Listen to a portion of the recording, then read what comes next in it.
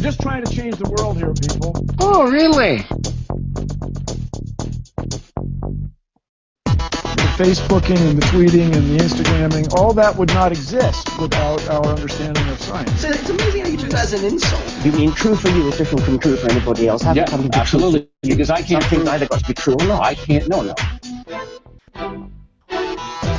Good evening, citizens of Netlandia. Welcome to ORly Radio Show 97 for Friday, February 19th, 2016, where we dismantle the current events for your edutainment through mostly rational conversations that make you go, oh, really?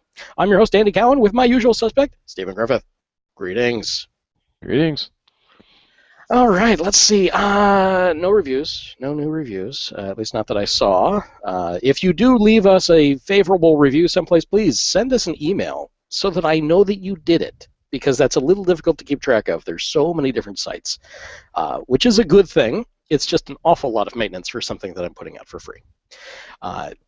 Also, no Errata, so nobody called us on any of our shenanigans, which, well, you should certainly call us on our shenanigans whenever you get a chance. Go ahead and send us an email at orlyradiopodcast@gmail.com, or go ahead and phone it in at 470-222-6759. We also take text messages there, too, which will hopefully get to us, and then we can send them out to the masses, and you can know that we are as fallible as anyone else out there, even though we have our faces plastered on a show, and our voices are in your ear canals telling you to Red Ram. No, wait, no, wrong thing. I did not tell you that one. Anyway. Klaatu, Verata, what's the last one? Necktie. Necktie. That was it. Something along those lines. All the good stuff. Now we have, I think, nailed down all the little bits and pieces here to streaming with Twitch. Yes, it's all about spit, baling wire, chewing gum, duct tape, lots of duct tape, and maybe a wing and a prayer.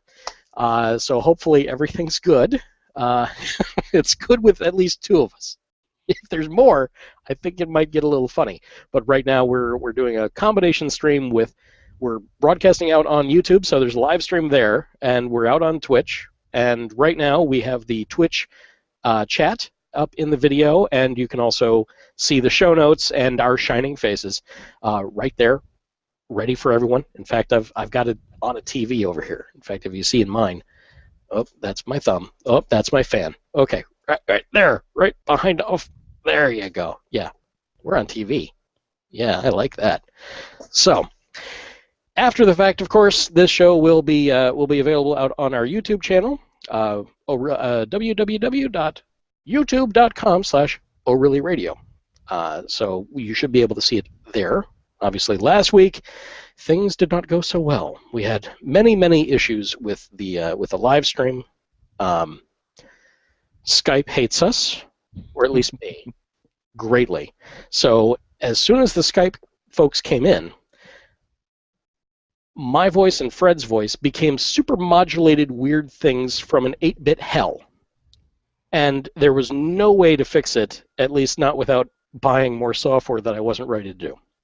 So that is archived until such time as I choose to resurrect it and try to meld the two together. But I really have very little desire to do that at this time. So we're just going to let that go, and we're going to let that be an audio-only episode. So I guess that is all the errata that I actually have for you. So welcome to the new world order of things. This is us broadcasting on Twitch, and hopefully they will allow us to keep doing this. Yay. All right. And we've got Kate out there in the chat room as Momo Fanny. I guess that's Momo Fanny. Yeah, I guess I pronounced that right. Horrible with these things, but hey, you know. So, on this day in history, into the things that we actually have in the show notes, as opposed to off the top of my head.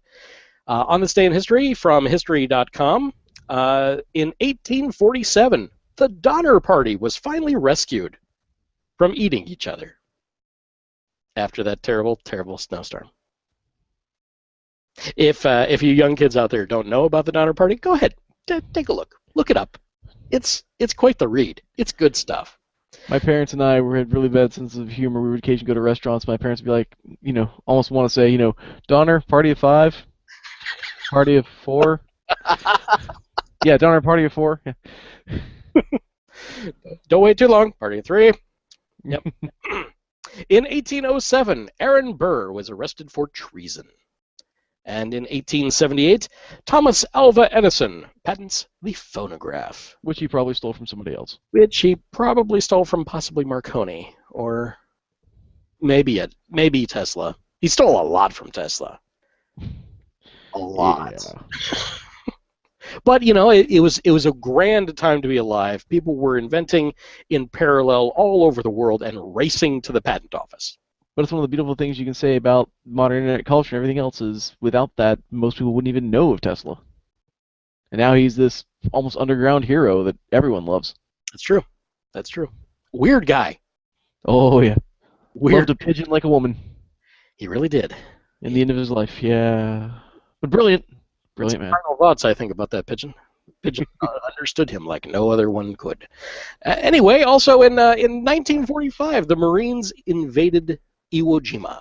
And I believe, if memory serves, that the group of soldiers lifting the flag, that monument that we've seen all over the place, I believe that was a replica of them raising the flag on Iwo Jima. You're correct. There actually is a picture from the island of them doing it, and that actually is a memoir to them.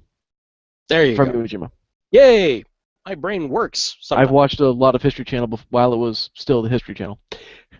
Oh, you know, before aliens. Aliens. Always aliens. So, with that, let's have a little break from...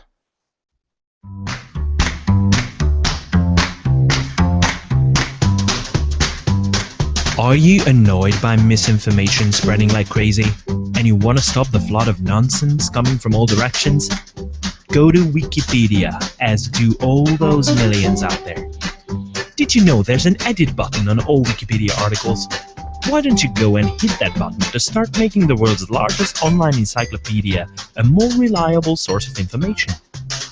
If you're specifically interested in skeptical topics, come and join us at Guerrilla Skepticism on Wikipedia, an international endeavor to change the world for the better, word by word. There are many ways you can contribute. You just need to start. You speak several languages, all the more reason to join us. We provide training and all the help you need. If you want to make a change, there's a nice community waiting for you out there. Contact us at gsowteam@gmail.com, visit our website, that's guerrillaskeptics.com, or check out the Guerrilla Skepticism on Wikipedia Facebook page. Alrighty, we're into a segment that I do not have an intro for. It's called Science, Bitches! And our normal science bitch is not here. That's right, he's not here. However, he donated four stories right off the top of IFL Science, and we're just going to get right into them. So, story number 1, scientists have reversed, that's in scare quotes, by the way, autism in mice. Let's see, photocredit, blah, blah, blah. A complex spectrum of disorders. It's highly unlikely that there's a single cause of autism. That said, a number of genes have been linked to the condition, so can a bit of genetic tweaking help lessen symptoms? Maybe in the future. Apparently, let's see. What did they do? Boy, I wish he was here to actually read his articles. It would make so much easier. Right, yep. Let's see. Shank3. Okay, that's good. Shank3, the gene contains the instructions for a protein found at the connections or synapses between nerve cells across which information flows. As a scaffold, it hooks up receptors for chemical messengers, neurotransmitters, and with the inner workings of the cell helping to organize the synapses so that cells can respond to incoming signals. It also helps the formation of little knobby bits of neurons called dendrites, which receive synapse messages. Okay, so this is all about... So it's basically allowing the proper flow of information across the brain's network, rather than letting the signals just go randomly awry. Yeah, if for those IT folks out there, it'd kind of be like a quality of service check. Yeah. Or the occasional broadcast storm, if we're familiar with the old stuff. Oh yeah. Oh, yeah. That just brings the whole thing down. Let's see. Where does it say? This just that even the group of... I know this is fantastic radio. Somebody just pouring through an article live. So apparently what they say from this article, it says actually they've shown that a small percentage of individuals who have autism actually are missing this gene. Hmm. And a number of mutations within this gene have also been discovered in those on the autistic spectrum.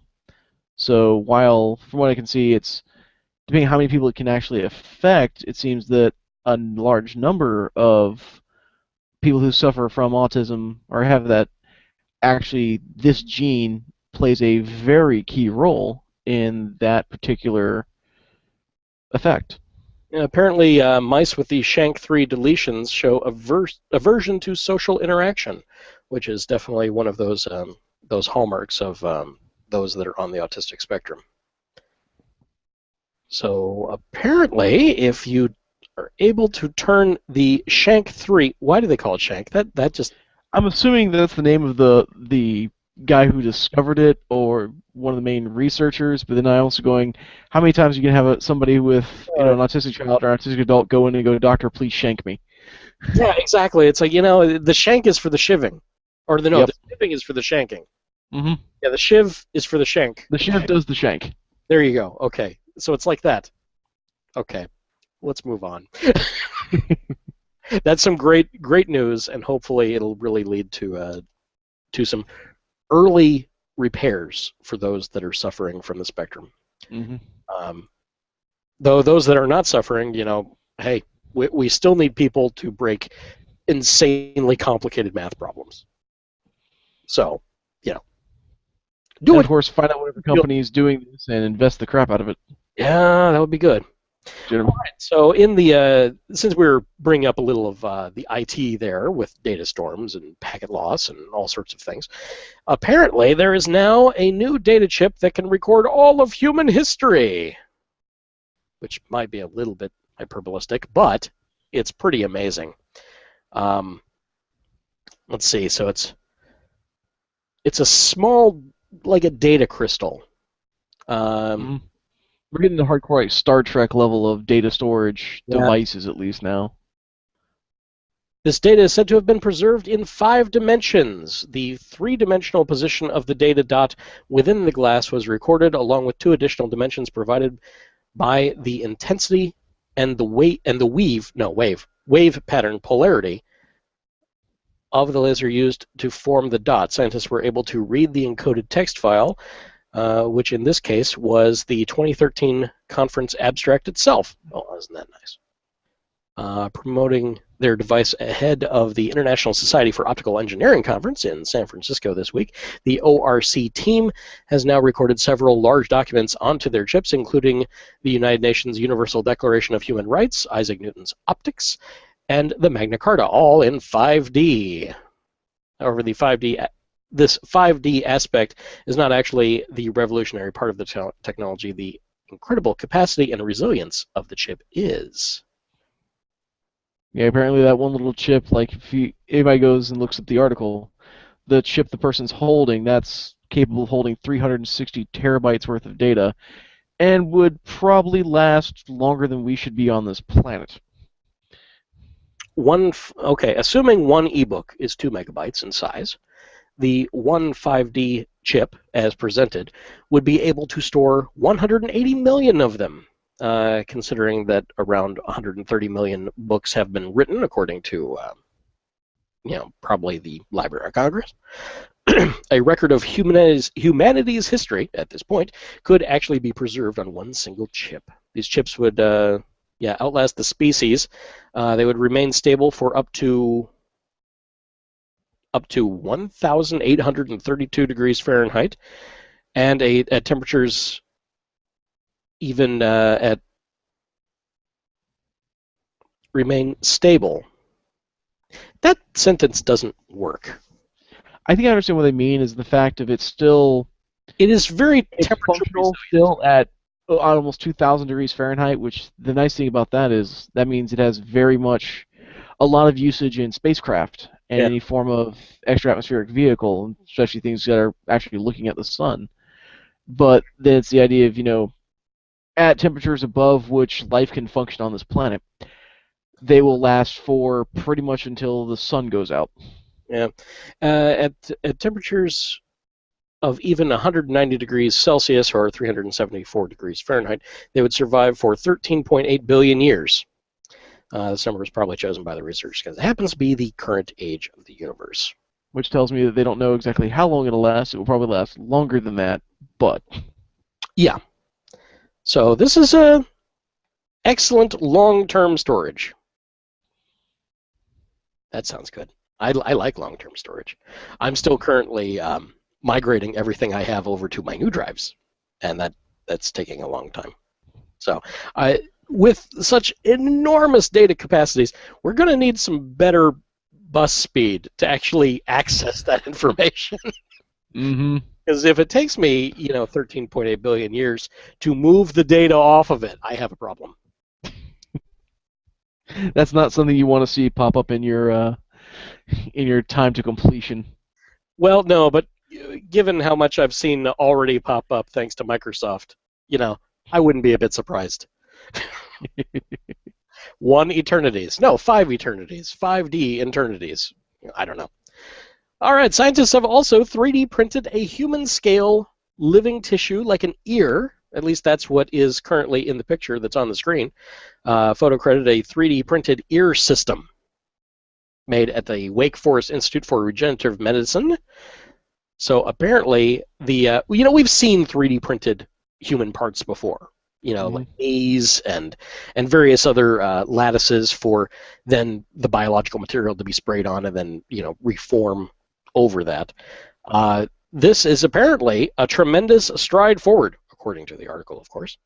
For the field of regenerative medicine, researchers in the U.S. have managed to invent a 3D printer capable of churning out human-scale living tissues that survived and integrated when implanted into an animal. So it's not just a lattice. This is alive. It's truly going to change if they can print out more than just, say, an ear. If we get into the idea of actually being able to print out functional organs, this will completely revolutionize human transplant, and you won't have a 7-year list on, a waiting list. It'll be simply, going back to what we said before. Here, give us some of your stem cells. We'll print you your kidney, and a couple weeks later, or maybe even less, here's a surgery, you're done. And there's no rejection because it's yours. That is going to be amazing. I don't currently need any replacement parts, but, by the time I do... Actually, something a lot of science fiction books I've seen addressed, and I'm waiting for that to actually be a thing, and this is pressing onto that, where it's, you get born, everything else, once you get a certain age, they take the stuff from you and literally grow and then store replacement organs because you're probably going to need them at some point in the future, so might as well already have them ready to go. Yeah, but in most of the sci-fi I've seen, they actually did that, like they made a whole clone of you to harvest the organs out of. As long as it doesn't have a brain. So, no, they had brains. They had the brains, yep. And then they were like, wait, I don't want to die. What are you talking about? I can't remember. Oh, what was it? I think it was like The Island or something. Yeah, The Island was one of those. Yeah, just no thanks. And also, let's see the last story here in science. There's absolutely no evidence that pesticides are to blame for the rise of microencephaly. No. And this is, for us who've actually followed science, this is a shock. How? It's just not. But, we've had Zika in the news for the last couple weeks. Mm-hmm. I guess 3 weeks now. And there's been at least one documented case in the county I live in Florida. And there's over 30 or 40 in Florida. Probably more than that, since last I heard. Yeah. So, of course, many people have this crazy aversion to reality and think that everything is a conspiracy theory. So, obviously, it was grown in some lab or something, and, it's just a conspiracy by the Obama administration or the Rothschilds, or, it's got to be Illuminati something or other, right? Beyond even that, I mean, I've heard from Brazil, I forget the actual rumors, but some of them hardcore believe it's a conspiracy, and it's just like, why? Okay, let's consider this. Uh-oh. Let's just go ahead and, okay, what would be the logistics behind a conspiracy to get only a particular type of mosquito, give that the ability to not affect adults at all, to just bite the adults, but to essentially destroy the baby inside, only the next generation, and not like every single pregnancy that woman has. No, just the one that they're currently going through. Does that sound like a good plan to anyone? Oh, but we know what it's about. It's all about population control. But it's not. I mean, that doesn't help, really. Oh, it makes a lot of sad mothers, a lot of sad parents. They're trying to make sure Obama gets a third term. Right, yeah. Because that's going to work when it came from another country. Or so they can, open up all those they can finally open up all those FEMA death camps they've been having, been building since the 90s. Right, yeah, with the coffins or whatever. Yeah. I mean, they're just sitting there unused. They have to use these death camps at some point. Oh, totally. That makes so much better sense. Thank you for pointing out all the FEMA death camps. That was the one part of my story that was not quite there. I'm not just an expert on politics. I'm also an expert on FEMA death camps. I can't believe that anyone actually believes this crap. I really can't. Neither can I. It hurts me so much when I deal with a lot of these people who genuinely believe this stuff, and intellectually, I literally feel myself suffering an aneurysm from the amount of stupidity. It really hurts. Stupidity, as it turns out, is painful, just not to the stupid. That's the unfortunate part. Not to the stupid. Oh, and with that, let's see. I think I've got. Where did that go? Oh, there it is. Hi, ORly Radio listeners. This is your host, Andy Cowen, calling my voicemail to make sure that it still works. Please consider calling us, 470-222-6759. Bye.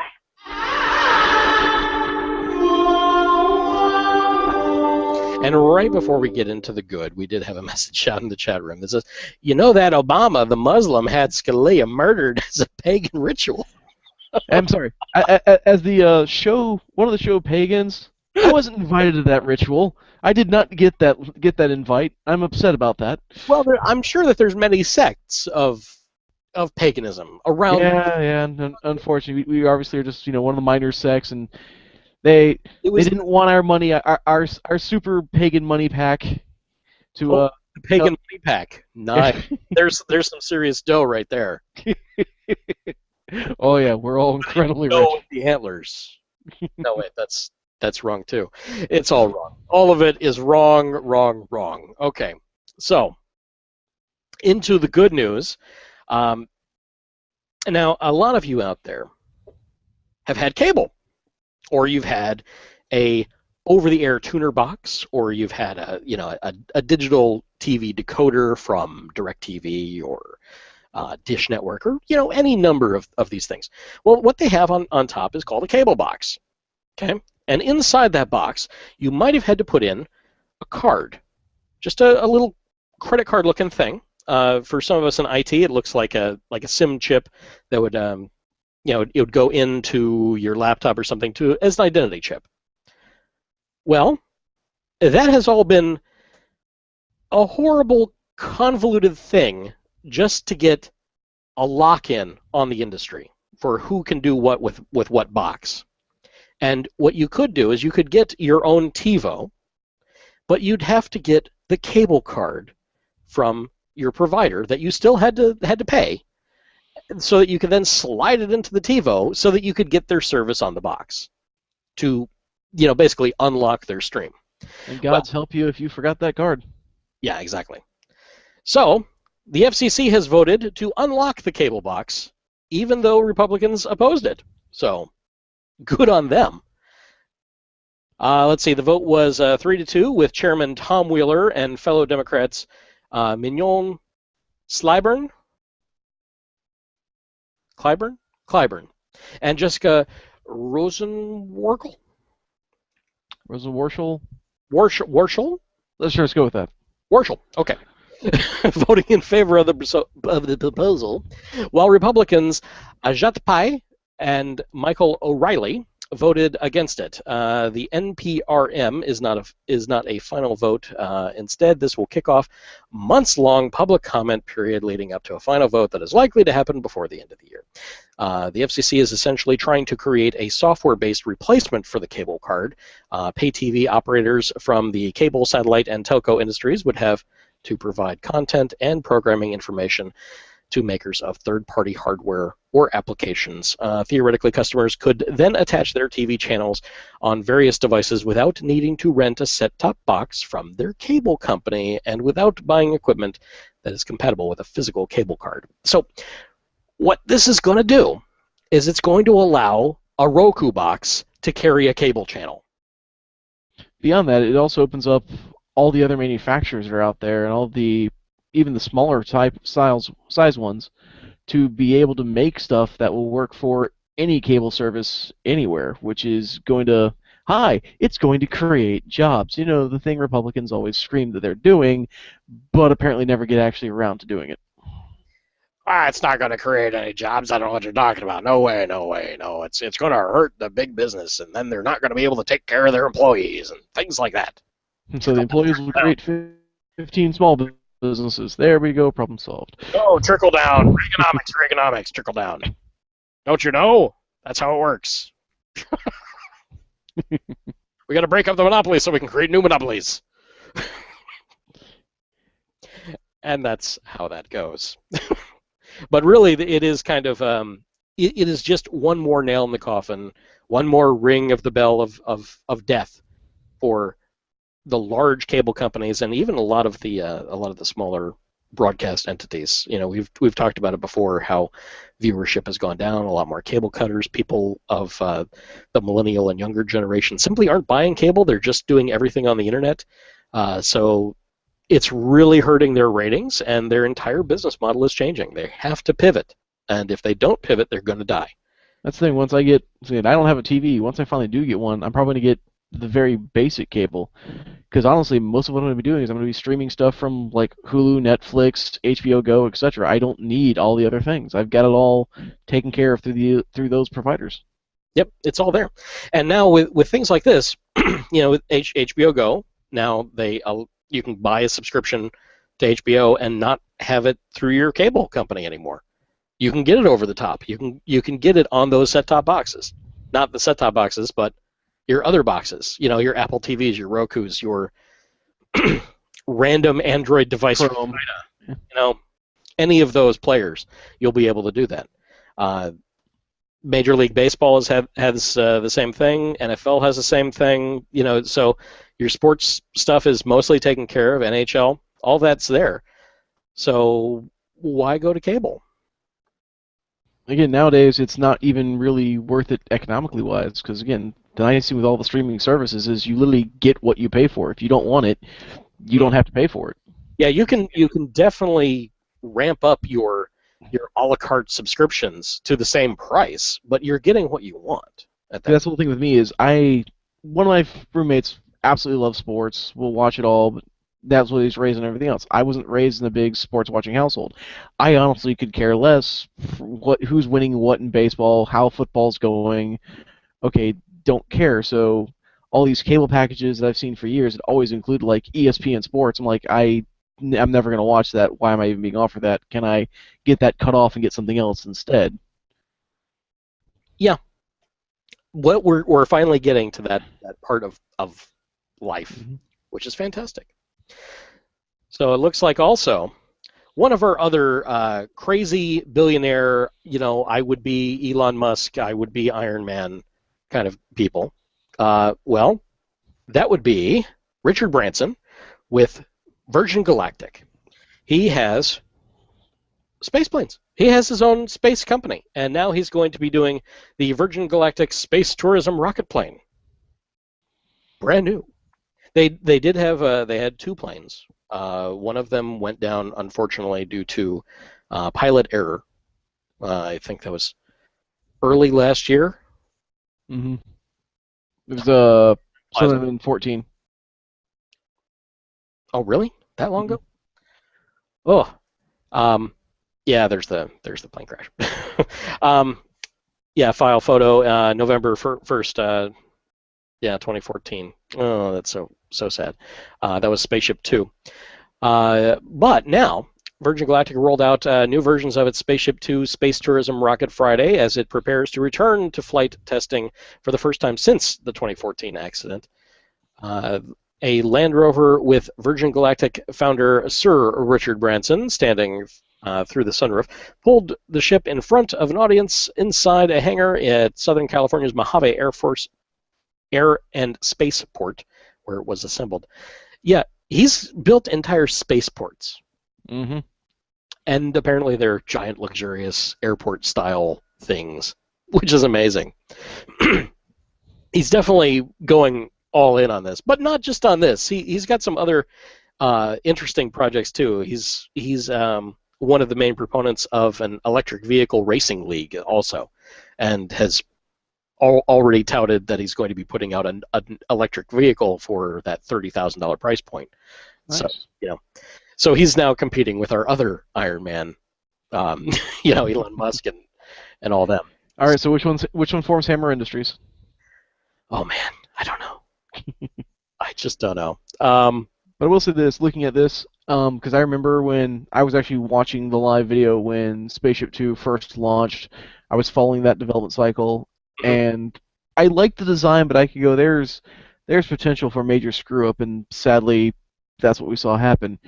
I like the design of this new plane. It's much more what we would consider a traditional plane design, and which we already know, rather than the shuttlecock version, which is what he had before, much less room for pilot error because there's going to be less unfamiliarity with the system because it's basically a plane with a rocket engine in it, and it looks beautiful. It honestly does. It is really something. The company, which has invested more than $500 million in the program, did not project a timeline for actually carrying space tourists, noting that our new vehicle will remain on the ground for a while after her unveiling, as we run through full vehicle tests of her electrical system and all of her moving parts. Spaceship 2 is the successor to Spaceship 1. They won the $10 million X Prize in 2004. I think that was mostly for a fuel thing, I believe. They were running some combination of like a rubber and an oxidizer as the fuel. I believe it's partly hydrogen peroxide and something else as the main fuel components. Something crazy. Yeah, very renewable essentially, but some neat stuff. So, like Spaceship 1, Spaceship 2 is carried aloft beneath the wing of a mothership, a special jet aircraft that releases it at high altitude of about 45,000 feet. After gliding for a few moments, Spaceship 2's pilots ignite the rocket engine and send the craft hurtling towards space. After reaching the top of its suborbital trajectory, the spacecraft begins to fall back towards Earth and glides to a landing on a runway. And anybody on board is officially, as far as NASA is concerned, and most space agencies, considered at that point an astronaut. Yep, because that's fun. So, interestingly, we have Jeff Bezos with Blue Origins, and of course he's Amazon founder, and he's retasking and rebuilding some of Kennedy Space Center out by us. So, as I know, and we've got our original Iron Man, Elon Musk here, who's doing SpaceX. And now we've got Richard Branson. Well, we've had Richard Branson. All of these guys have been doing it at the same time. So there's not one ahead of the other. They're taking different... Actually, the two that are mostly in competition with each other would be Bezos and Blue Origins, along with Branson and the Virgin Galactic. Well, Branson, again, looking at what he's doing primarily, it's space tourism, where the other two are building space tourism as an option, but they're building primarily for satellite and heavy lift vehicles. No, Blue Origins is primarily tourism. It's all no, really. It's really all the low Earth orbit stuff. Now, that's not to say that don't put people on and put a satellite in, and then you've got a satellite in low Earth orbit. That's not to say they can't do it. I mean, people are just payload. True. I mean, that's not a big deal. In fact, people are the harder payload, so of course they're going to be able to do something else. And with those microsatellites, I think there were 10 centimeters on a side. Just go up low Earth orbit and shoot 1,000 of them out, and then come back down. And yes, I'm waiting for is the mass production and mass distribution of those, because that's going to revolutionize a lot of the satellite industry. The problem at that point is all the old satellites that are up there and having to get rid of, well, all the junk that's currently floating around in orbit. If anybody out there really wants to be scared and be amazed that we don't have more people coming back dead from space, just take a look. NASA has a few interactive maps and everything else that show every single piece. I think anything's greater than a dime floating in orbit. Yeah, there's a lot of garbage, but space, even in low Earth orbit, is still really big. Oh, yeah. So there's a lot of room for that. And a lot of those pieces are coming down all the time because they're in the low Earth orbit, so they are scraping against the atmosphere. So something that's in low Earth orbit, especially if it's a microsatellite, something like that, then it's not going to stay there for that long. Eventually, it's going to get dragged back. And if they're small, they're just going to burn up. So there's nothing to worry about there. So they would have a limited lifespan. True. Maybe a year if they get high enough, and if everything worked. Let's see. The Planetary Society launched their light sail project, and that was essentially kind of a microsatellite, but it's a little bit bigger than that. And it unfurled, enormous solar collectors to propel it along, but it was not high enough, and yeah, it eventually failed and came back to Earth because, it dragged along the Earth's atmosphere and eventually came down. So there's that sweet spot, because essentially, if you're in orbit of something, you're simply falling all the time into the gravity well. So it's just maintaining that edge. You're either falling or you're escaping. Like the moon is escaping at several centimeters a year. And eventually, the moon's just going to go bye-bye. And, well, that's going to be really awkward for Earth and lonely. Yep. Amongst all the other problems that will have. Don't worry, we won't be around for it, so it's fine. That's true. This generation and the next, not going to be around for it probably. But the one after that, they might be around. Maybe not as humans, but they might be around. And speaking of things that are not necessarily humans or around anymore, the original 1977 Star Wars 35mm print has apparently been found and restored, but not by Lucas. Of course not. Because he didn't want to spend any money on it at all. So let's see, what was the group's name? It was dubbed Team -1. It's made up of Star Wars fans and enthusiasts who spent thousands of dollars of their own cash to restore the film without being blessed by the creator, George Lucas, or the franchise owner, Disney. Lucas has famously disowned the original theatrical version of Star Wars, telling the Today Show back in 2004, the special... I'm not even going to grace that with... Yeah, we know what he said about that. Basically, he says, I'm sorry you saw a half-complete film and fell in love with it. So, this is out there. I'm not sure where to get it yet, but it's on the torrents. Those of you in the listening audience are going to be able to figure it out. So, go, my pretties. Go, find it, download it, and enjoy. And remember, Han shot first. And that's all there is to it. And with that, we are into our logical fallacy segment. So this week, we were going to have this as last week's, but it works just as well any week that we go. And that is bandwagon. You appealed to popularity or the fact that many people do something as an attempted form of validation. The flaw in this argument is that the popularity of an idea has absolutely no bearing on its validity. If it did, then the Earth would have made itself flat for the most of history to accommodate this popular belief. An example. Seamus pointed a drunken finger at Sean and asked him to explain how so many people could believe in leprechauns if they're only a silly superstition. Sean, however, had a few too many Guinnesses himself and fell off of his chair. I'm not sure that's the best example, but I like that they fell off the chair. So we'll go with that. And on to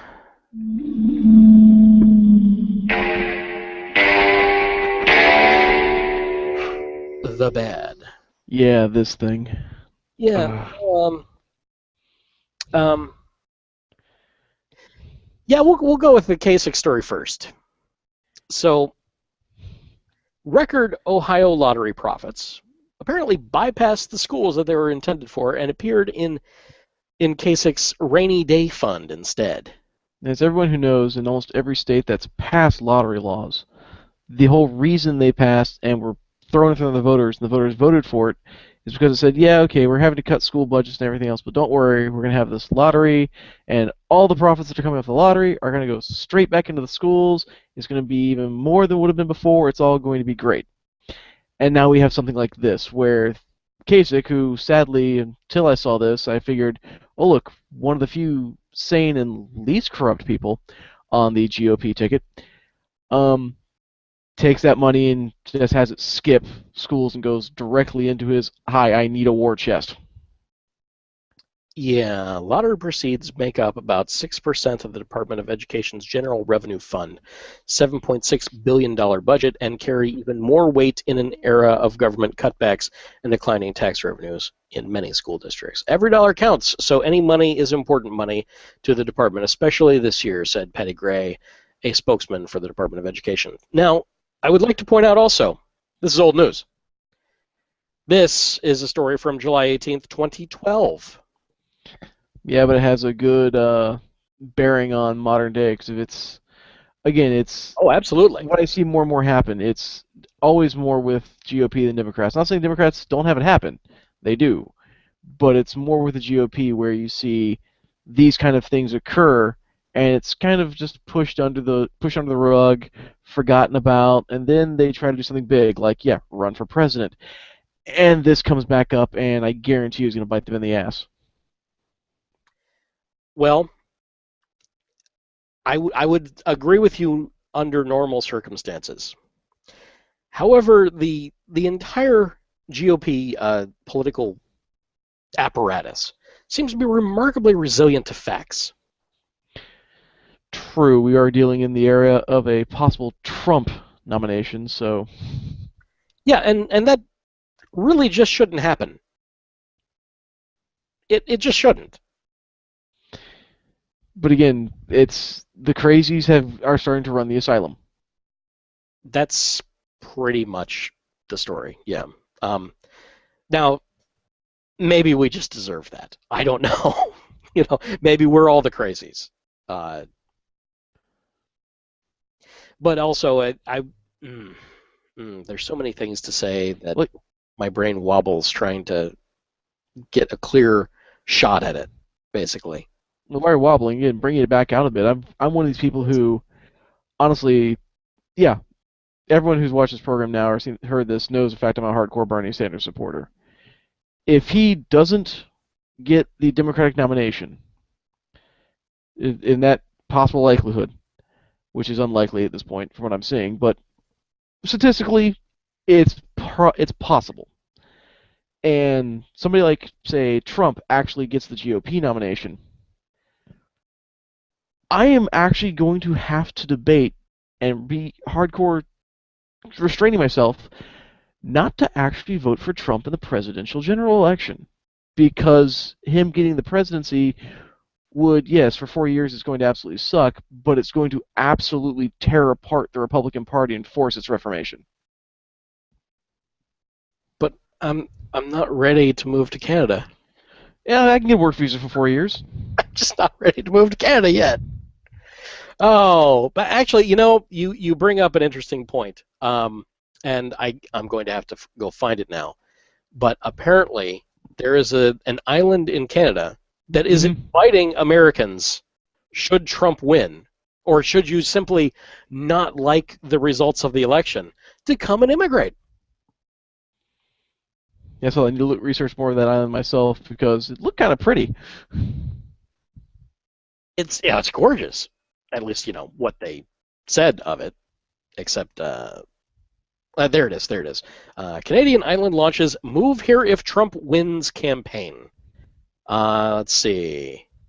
Hang on, let me copy that and put this over here so that I can show our wonderful viewers. Cape Breton Island. Yes, Cape Breton. Hi, Americans. Donald Trump may become the president of your country. If that happens, and you decide to get the hell out of there, might I suggest moving to Cape Breton Island?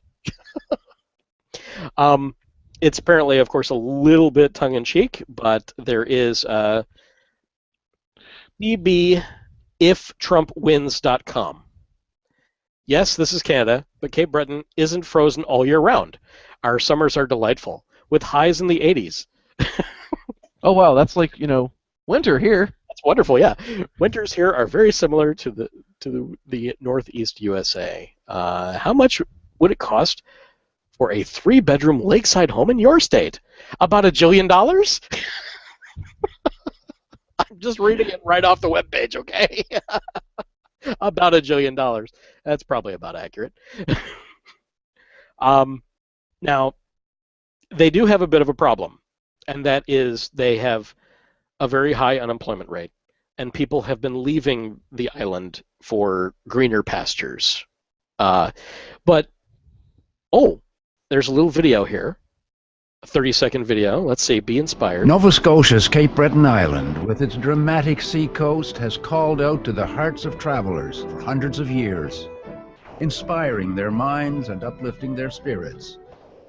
Oh, damn, that's beautiful. We ask you to follow your own heart. It will lead you to unique cultures, true freedom, inspired creativity, and the journey of a lifetime. Wow. Cape Breton Island, your heart will never leave. I could be a colonial reenactor. That's nice. It's very pretty. Of course, things are going to be very pro moving there and all that, so they're not going to show any bad parts. But yeah, it's kind of a nice place. There was a whole immigration thing on in the let's see, in this website here. Let's see, welcome, visit, FAQ. There it is. Is this for real? Yes. Is this a joke? No. How do I immigrate to Canada? The process has changed. Some people say it is much less complex. Get started here. And it's all right there. It's ready to go. In fact, I'm just going to copy that out and I'm going to put it in the show notes because why the hell not? So if nothing else, worst comes to worst, we have an escape plan. We have an escape plan. We're going to move to Cape Breton Island, and we're going to continue podcasting right from there because at least we'll bring our jobs with us. And we're going to enjoy at least 4 years. We're going to enjoy at least 4 years of national health care. Exactly. There you go. Just get a work visa, move up there. It'd be beautiful, I'm sure. And you'd have plenty of Americans near you, all complaining about the cold most of the year. Just join the wonderful, glorious, long history of American expats. There you go. There you go. So yeah, I might see you in Cape Breton. Maybe. We should all go up there and found some sort of business. Because that's the only way we're going to be employed. That's the thing. So they've got a bit of a problem with that. Okay, so that leads to the other story in the bad, which is awkward. So here you go, folks. Let's just begin this article here. A prostitute avoids jail time after being diagnosed as a spermaholic. I glanced at the picture. I shouldn't have glanced at the picture. You looked at it, didn't you? Yeah. It seems that this is not the person. No. It's on page 3. It's on page 3? Oh. Her attorney? Okay. That's her attorney. Okay, that's the attorney. Okay, and... I'm closing my eyes. There you go, ladies and gentlemen. There's your looker for the 67-year-old spermaholic prostitute. Yeah. My client has already been punished through public shaming in the newspapers earlier this year when she was caught performing sexual acts with her dog last April in public, of which she has since lost custody. Okay. What she needs is therapy. Jail time will only make things worse. I don't really have a comment on this. The sheriff officer first contacted the 67-year-old woman by email using a fake name and set up a meeting with her. She was arrested last week at the Cactus Traveler Motel near downtown Houston. Oh, thank God it wasn't Florida. After we have to outsource our crazy sometimes. Exactly. After she offered to perform oral sex on 3 undercover deputies in exchange for $5 and a pack of smokes. Wow, prices are cheap in Texas. Damn. Wow. I have no more words, so we will move on. And if you thought that was bad, let's get ugly. Okay. So, my subject matter expert. Yes. My dear friend, Stephen. What have you found here? Okay, this is the thing that was gloriously revealed and wonderfully panned by John Oliver on a show last week tonight. And it involves, let's just say it involves Republicans being, well, themselves and the hypocrites that they tend to show themselves to be. In the fact of, as we all know, they keep trying to pass laws and keep trying to pass things to restrict voting, either more voter ID laws or some form of just restrictions, purging the voter rolls, however they want to do it. And it's all for the idea of they don't want to stop, say, the zombie votes. They don't want dead people to vote. They don't want any kind of voter fraud to occur, even though it's shown that, well, zombie voting is typically people doing absentee voting before they died and then died before the election. Right. And voter fraud itself doesn't actually occur anywhere near the numbers that they're saying. I think in 2012 there were a grand total of 4 cases across the United States. However, if you look at a lot of these state, House, and Senate chambers, you will see a condition which is known as ghost voting. Now, anybody who's ever been in class, I know when I was in college recently, we had teachers who would do basically roll calls. Mm-hmm. And they would send out sheets where you'd sign your name. And they had a very, very strict policy on the idea of the do not sign your friend's name. If you do, there will be consequences because we need to know who's here and who's not. When it comes to these chambers, the Senate and the House of these different states, they apparently have completely forgotten that idea and forgotten the idea of even common decency and the fact of they will sometimes race to press other people's voting. I have queued up the video. Go for it. Here we go. Vote doesn't apply at the legislature. We found many lawmakers vote more than once.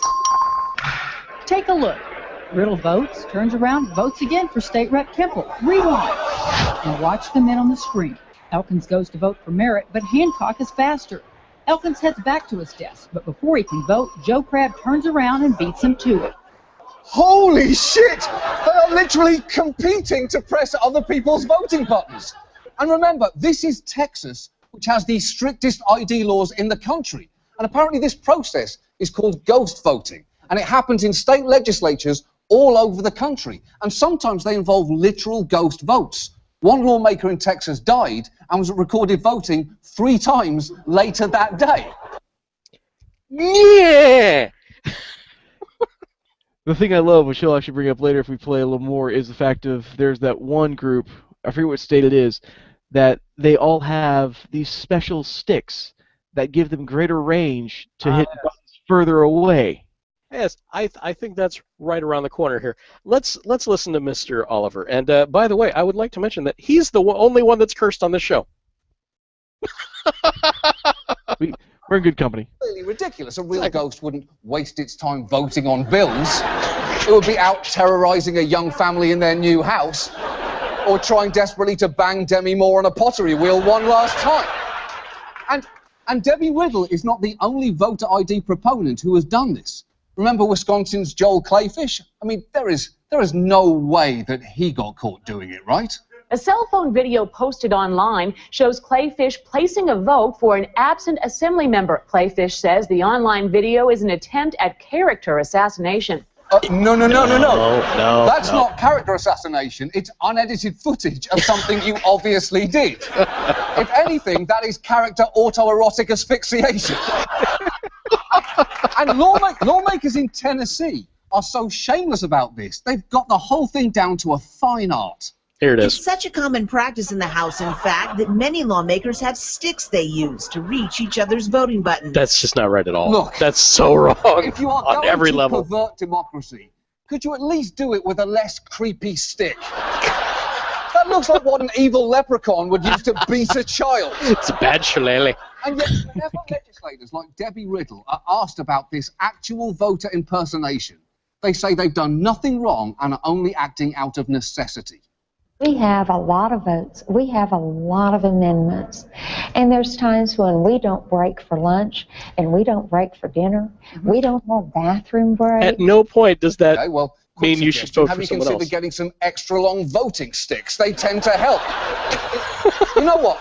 At this point, I would like to propose something. Any politician who has ever supported an unnecessary voter ID law should be forced to obtain a new ID every single time they want to pass a bill, just to make sure they are who they say they are. And yes, they might say, well, John, that's ridiculous. There is no real reason to make us do that, and it's so cumbersome it could prevent us from engaging in the democratic process. To which I would say, welcome to the fucking club.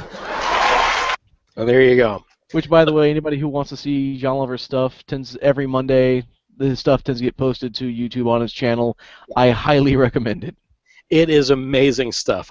If anything, that's my pick. Last week tonight with John Oliver. However, I think you and I have just found a new business. We need to start going into Senate voting sticks. Oh yeah. The ghost voting sticks. Make specialty ones. Much more high quality. Yes, less creepy. Less bad shillelagh. I don't know. Maybe there's just he feels lucky when he holds it or something. For everyone out there, I mean, think about this. These are the people who are passing these laws saying you can't do this, and yet what they're doing is actually perfectly legal. And if you have a problem with this... I don't see how that is possibly legal. Because, again, it's viewed by all of them. None of them are being prosecuted by tacit capability. It's legal. But the thing is, when you see stuff like this, for anybody out there, honestly... The greatest thing you can do is contact your senator or representative. As an American citizen, could you sue an entire legislative body? I do not know. I know you can sue an actual specific person in the body, but I don't know about the body itself. I think you can. Because, there's, like, Smith versus the District of Columbia, or something like that, I think you can. Yeah, but those tend to be challenges on existing laws. This is a law we can see here that does not exist.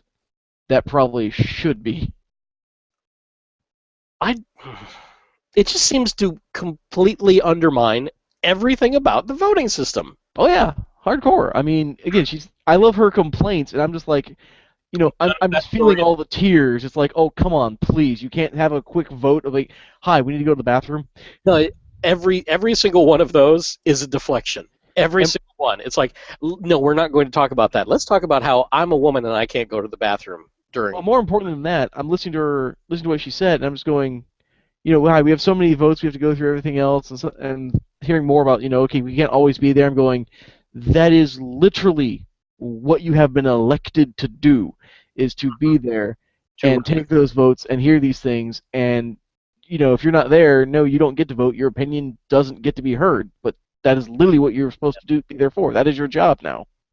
And by voting for other people, they are then taking away that person's votes and the votes of the people they represent. Exactly. That actually is, in truth, actual voter fraud. But because it's not the people voting, it's a weird legal gray area. Yeah, no, I was you saw my post when I showed that to you, and I was raging. None of this makes any sense at all. It's so wrong. It can't be legal. I mean, just just because there's not a law versus, say, killing aliens, that doesn't mean you should go kill the aliens. You know, there's some ethical, intrinsic ethical components that are missing from these people's brains. Yeah, it's... Well, actually, let me pull up... I'm actually looking up election fraud. Okay. And let me see. Vote fraud in legislature. I'm actually looking up the, yes, I know, the thing that no college student's supposed to do, which is go to Wikipedia. Well, we are strong supporters of Wikipedia on this program. I've donated to them on the air before. Nice. So, but looking at the specifically in the section that says vote fraud in legislature, the last paragraph it says, as in public elections, proxy votes are particularly prone to fraud. In some systems, parties may vote on behalf of any member who is not present in Parliament.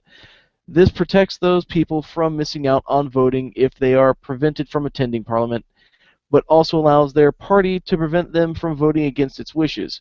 In some legislatures, proxy voting is not allowed, but politicians may rig voting buttons or otherwise illegally cast ghost votes while absent. Did it say illegally cast ghost votes? It did say it there. I'm actually going to go down here, and for anyone who is actually, I'm about to let on a big secret for any college student out there who's listening. Every professor, for the most part, will tell you, don't use Wikipedia. Wikipedia is bad. It's not a good thing. You know how you get around that? You go to Wikipedia, find the section you want, and then find the actual thing it's quoting, and go to that. One, you have to make sure it's a valid link, and then quote that. Yeah, it is not trick. It's how knowledge. It is papers. It's a pointer to other knowledge. And it actually is relating back to something from 2004. From the Is Ghost Voting Acceptable? A Pennsylvania legislator allegedly casts a remote vote and raises the question whether the problem is remote voting or archaic voting technology. I think the problem is ghost voting. If you're not there, you don't vote. Yeah, that you got to be there to play. That's all I can think of is you have to be there to play. I mean, if you're not there, okay, have something set up so you can do some kind of absentee voting, but it'll be on record as you're assigned your name and everything else, going, yes, I want this vote cast this way. Unlike what we have now, which is people just reaching over and competing to hit yes or no. Mm-hmm. Man, none of this makes any sense. So horrible. Oi. Well, man, I want to yell at people about this. But I don't think that we do that here in the Florida state legislature.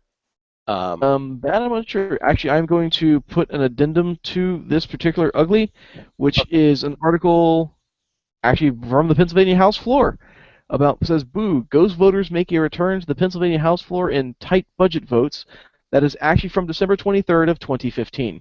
Oh, jeez. Awesome. That's great. Love that. So, yeah. Okay. Well, that is there then, and you can find that in our show notes. Just remember, anybody out there who's voting, this kind of stuff happens. We need to be aware of it so we can fix it. Your vote should count. That's all we should say. Your vote should count. Do whatever you can to make sure that your vote does, in fact, count. Oh boy. Well, I think that does it for the ugly. I don't have any energy to bring anything else to that. I don't think we get much uglier than that tonight, honestly. No, that's ugly. It's ugly. Okay, so entertainment reviews and nitpicks. I suppose I need an intro to that segment as well, which I have yet to get. Guest honor, you go first. You have one. Yeah, I have one, and this is something that anybody out there who has Brighthouse networks, this is going to be probably a limited time thing, so jump on it as soon as you can. I've had Brighthouse for a long time, and I've loved it. It's fun. It's not Comcast, which is everybody knows about Comcast. What this is I had a friend who had the same kind of deal I had, which is the very lowest level of internet. We need more. Got a hold of the retentions department, and apparently they are running a special right now where for, I don't know what it'll be the price-wise for everybody, and of course it depends on whether or not they're offering it in your area. Luckily they were in mine.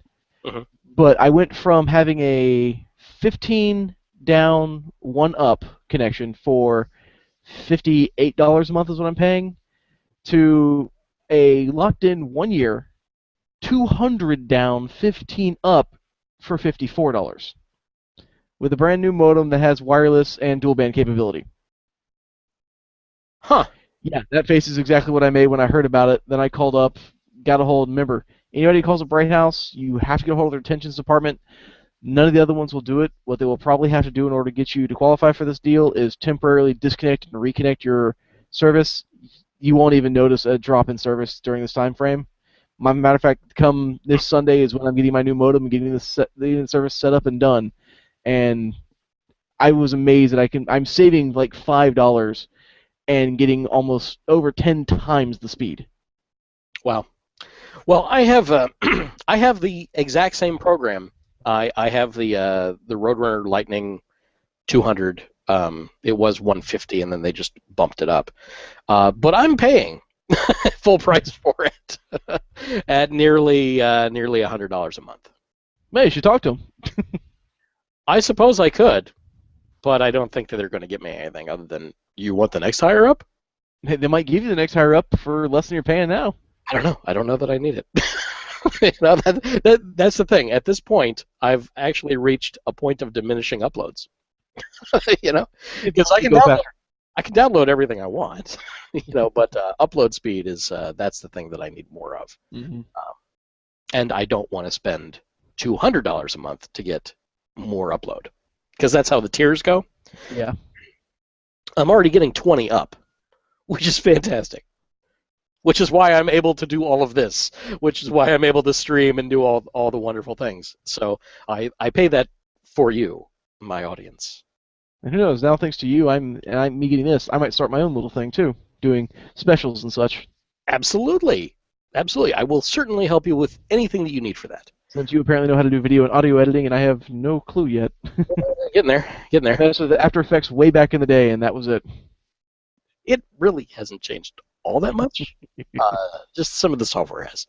So, lots of codecs, and you can code this, and anyway, we'll talk. One of those things. And my pick, though not listed, is going to be the Last Week Tonight show with John Oliver, just his channel on YouTube. Go look. Him and his team managed to attack the big issues that no one's paying attention to in phenomenal ways. They are just right there with all of it. I mean, he even started a church. And then had to shut it down. Did he have to shut it down? Well, he didn't have to shut it down. He chose to shut it down because in his whole thing of the planting the seeds, people actually started sending him sperm in vials. Oh, dear. So he said, when that starts happening, you have to shut things down. Wow.